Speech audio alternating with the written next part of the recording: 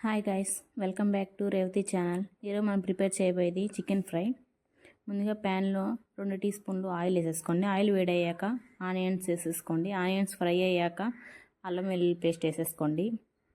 అల్లం వెల్లుల్లి పేస్ట్ వేసాక కొంచెం అడుగంటకుండా చూసుకోండి.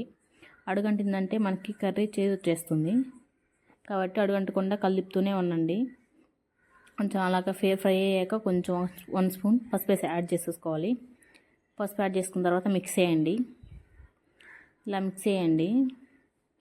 ఇలా మిక్స్ చేస్తూ ఆనియన్స్ పసుపు మొత్తం ఫ్రై అయిపోయిన తర్వాత మనం చికెన్ యాడ్ చేసేసుకోవాలి. చికెన్ యాడ్ చేసుకున్న తర్వాత మనం 5 మినిట్స్ ఇలాగే మిక్స్ చేస్తూ ఉండాలి. చూడండి ఎలా మిక్స్ చేస్తున్నాను నేను. ఇలా మిక్స్ చేస్తూనే ఉండండి 5 మినిట్స్. మిక్స్ చేసిన తర్వాత మనం కొంచెం సాల్ట్ అవైలబుల్ ఉంటే మీకు సాల్ట్ అయినా వేసుకోవచ్చు, లేదా కల్లుప్పు అయినా వేసుకోవచ్చు. కల్లుప్పు వేసుకుంటే మనకు కొంచెం టేస్ట్ అనిపిస్తుంది కాబట్టి నేను కల్లుప్పు యాడ్ చేసేసుకుంటున్నాను.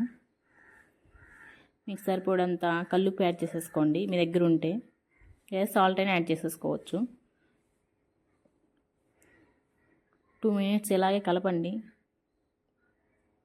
కలిపిన తర్వాత ప్లేట్ బాలించండి. దీని మీద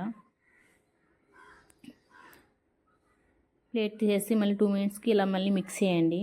ఇలా మిక్స్ చేసిన తర్వాత మనకి ముక్కు ఉడికిందా లేదో టెస్ట్ చేసేసుకోండి. మీరు టెస్ట్ చేసిన తర్వాత మనం మసాలా యాడ్ చేసుకోవాలి. 2 స్పూన్లు గరం మసాలా,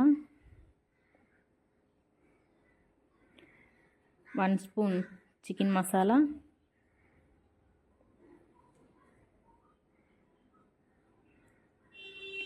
1 స్పూన్ కారం.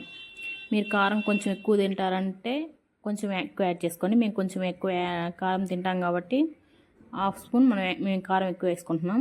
మీకు తగ్గట్టు మీరు కారం యాడ్ చేసేసుకోండి.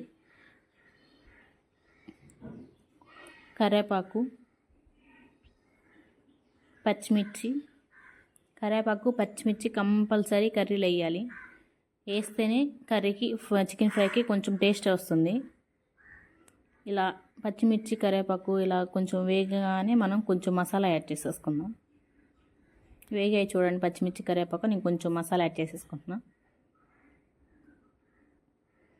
ఇలా మసాలా వేసిన తర్వాత 2 మినిట్స్ కలిపేసి స్టవ్ ఆఫ్ చేసుకోండి. నాకు చికెన్ ఫ్రై రెడీ అయిపోయింది. మీకు ఎలా వచ్చిందో కామెంట్ బాక్స్లో కామెంట్ చేయండి. Okay, thank you, bye.